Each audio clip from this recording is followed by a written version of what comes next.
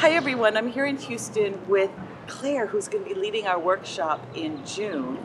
And the workshop she's leading is titled Learning to Love Letting Go. And I'm excited to have her come and do this workshop for you because she has such an extensive background in Buddhism. And as a result, her approach to this whole idea of letting go is unique and wonderful, and you're going to love her. So let's find out from Claire. Tell them what it is that you love, that you've learned about letting go. Oh yeah. Well, first of all, thank you, Karen. I'm super excited to be getting connected with you and all your people up there.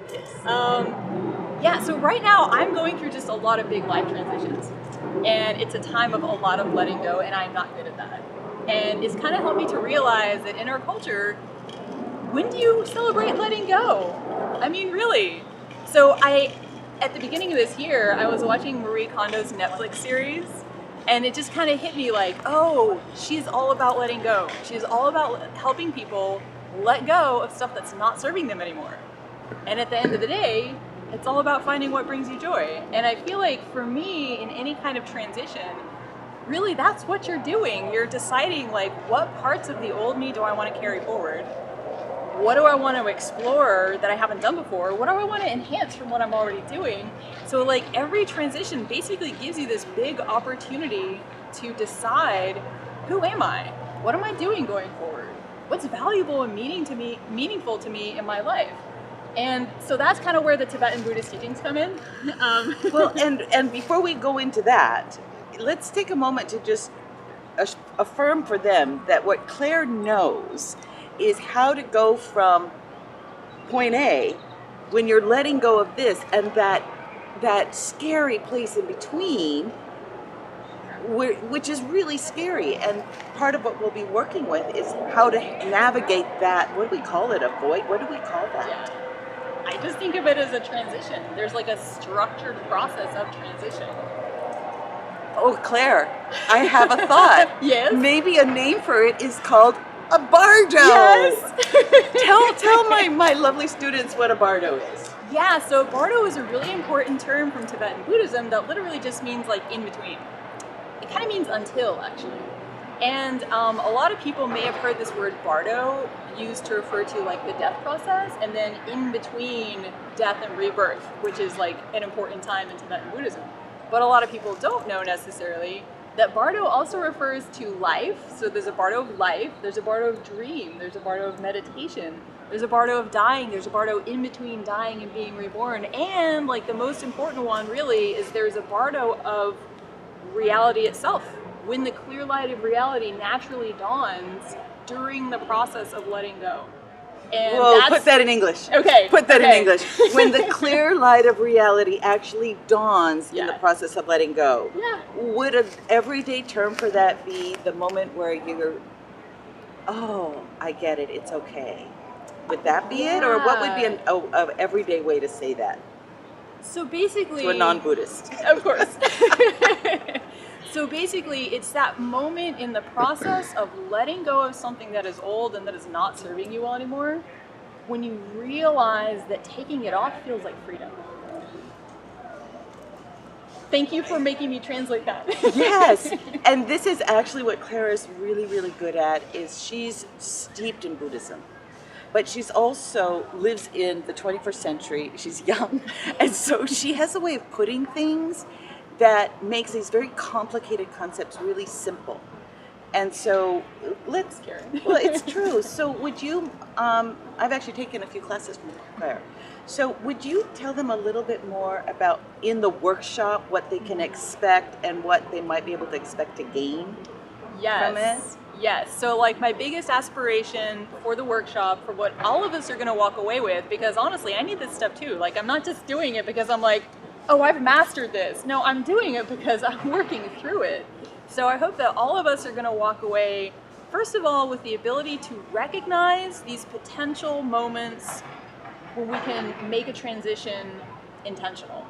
So recognizing the discomfort of even being in a place to let go or being forced to let go of something. So that's number one, how to recognize when something is starting. Number two, we're going to do some practices around feeling that discomfort of letting go. building up our tolerance for it so that we don't immediately just grab onto something else. Because often that's what happens. We're invited to let go of something old, and instead we just grab onto TV or Chips. novels, Harry Potter, Baths. yeah, Yep, yeah. something else, anything to fill that space and to give us definition again. So we're going to work Whoa, with. whoa. I'm sorry to interrupt your train, but to give us definition again. Did Yeah. you guys hear that? In other words, let me come back to who I know I am. Yeah. Because this is familiar. But so Claire's going to help us move into a place where we don't have to grab back onto that, so we can continue through the process. Is that fair? That's totally fair. Okay. Thank you. All right. Yeah. So that's sort of like the in-between space. You know, learning to be in that space, to me, really, step 3, like the heart of this retreat, to me, is getting familiar with what is already inside us, that already fills us up, it's already luminous, and we already have everything we need.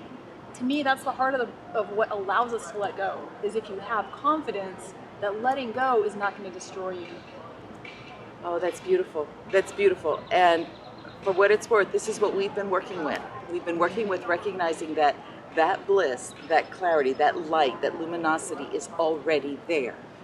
You don't have to do anything to get it. And so this is part 3. Claire's going to help you understand a little bit better what we're talking about when we say that. Yeah. Yeah? Totally. Yeah, and then there's also coming back out of that transitional phase. So how do you then re-emerge? Oh.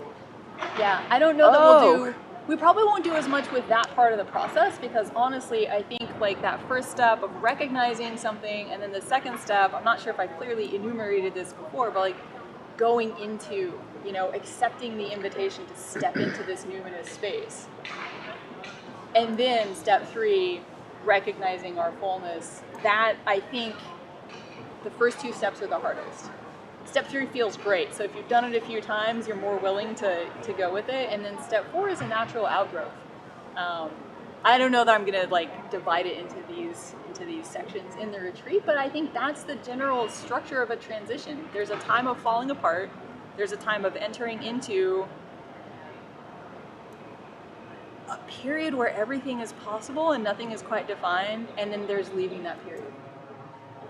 And this process applies to whether you're in the process of deep change in a relationship, grief over the loss of a relationship, changes in jobs, changes in houses, kids growing up and leaving the home, or whether it's just a change in the way you look, or a change in your friends, a change in the way you've decorated your house. This applies, what Claire is bringing to us is something we can use in the little things, daily little things we deal with, and the big life events. Would that be? So is there anything else that you wanted to share with my students about, or actually some of these people may not be my students, this is going to be on the website. Is there anything else that you would like them to know about the workshop that we haven't covered? I guess the main thing, I feel like we've hit on all the key points. I guess the only thing I would add is that we tend to think of transitions as these big moments, but we're all in transition all the time, basically. And I think there's something about spiritual practice that the whole path is a transition.